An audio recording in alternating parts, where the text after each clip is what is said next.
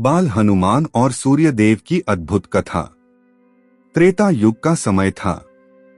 धरती पर धर्म और अधर्म के बीच संतुलन बना हुआ था। उसी समय वानर राज केसरी और माता अंजना के घर एक दिव्य बालक ने जन्म लिया। यह कोई साधारण बालक नहीं था। यह महावीर अंजनी पुत्र पवनसुत हनुमान थे। जन्म लेते ही इस बालक में अद्भुत तेज, शक्ति और चंचलता दिखाई देने लगी। हनुमान जी का जन्म पवनदेव के आशीर्वाद से हुआ था, इसलिए उनमें हवा जैसी गति और अपार बल था।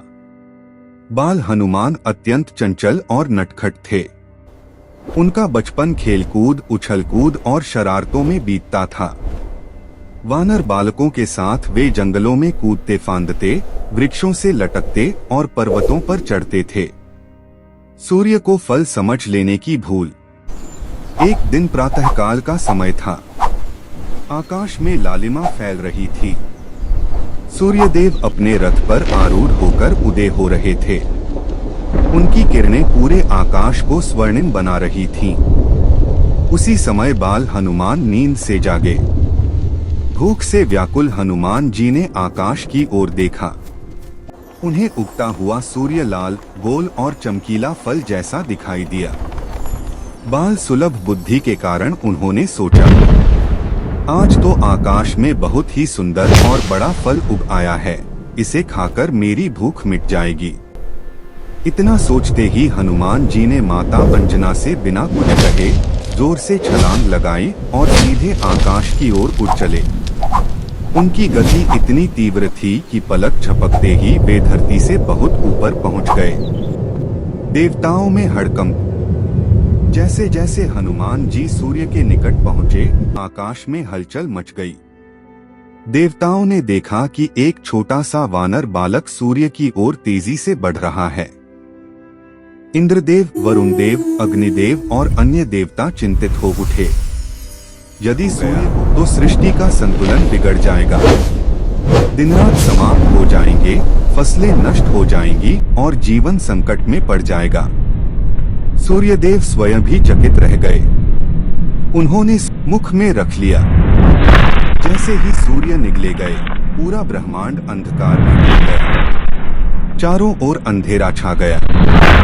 देवताओं में त्राहि मच गई। दिन अचानक रात में बदल गया। पृथ्वी पर हाहाकार मच गया। इंद्रदेव का प्रहार। स्थिति की गंभीरता को देखते हुए इंद्रदेव ने अपना वज्र उठाया। उन्होंने सोचा कि यदि इस बालक को रोका नहीं गया तो सृष्टि नष्ट हो जाएगी। इंद्रदेव ने वज्र से हनुमान जी पर प्रहार किया। वज्र लगते ही हनुमान जी मूर्छित होकर नीचे गिर पड़े। वज्र उनके ठोड़ी हनु पर लगा, जिससे उनका नाम पड़ा हनुमान। पवनदेव का क्रोध। अपने पुत्र को घायल अवस्था में गिरता देख पवनदेव अत्यंत क्रोधित हो गए। उन्होंने क्रोध में आकर पूरी पृथ्वी से वायु का संचार रोक दिया। चारों ओर हाहाकार मच गया। बिना वायु के जीव जंतु, मनुष्य और देवता सभी तड़पने लगे। सृष्टि संकट में पड़ गई। ब्रह्मा और देवताओं की प्रार्थना। देवता भयभीत होकर ब्रह्मा जी के पास गए और उनसे क्षमा याचना की।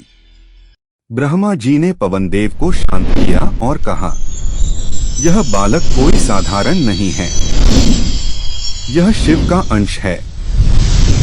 इसे हानि पहुंचाना सृष्टि के लिए घातक है। देवताओं ने मिलकर हनुमान जी को अनेक वरदान दिए। हनुमान जी को मिले वरदान। ब्रह्मा जी ने वरदान दिया कि कोई अस्त्र शस्त्र उन्हें मार नहीं सकेगा। विष्णु जी ने अमरत्व और अद्भुत बल का वरदान दिया। इंद्रदेव ने क्षमा मांगते हुए कहा कि वज्र जैसा कठोर शरीर होगा। अग्निदेव ने वरदान दिया कि आग उन्हें जला नहीं सकेगी। वरुण देव ने कहा कि जल उन्हें नुकसान नहीं पहुंचा सकेगा। यमराज ने दीर्घायु का आशीर्वाद दिया। सूर्यदेव बने गुरु।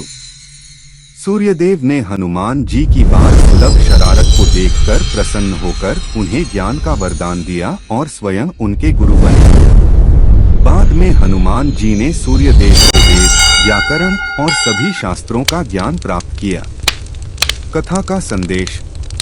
यह कथा हमें सिखाती है कि ईश्वर का प्रत्येक कार्य किसी उद्देश्य से होता है। बाल्यावस्था की चंचलता भी ईश्वरीय लीला हो सकती है। हनुमान जी केवल बल के नहीं, बल्कि बुद्धि, भक्ति और ज्ञान के प्रतीक हैं। बाल हनुमान की यह लीला हमें यह भी बताती है कि सच्ची शक्ति विनम्रता और भक्ति से आती है।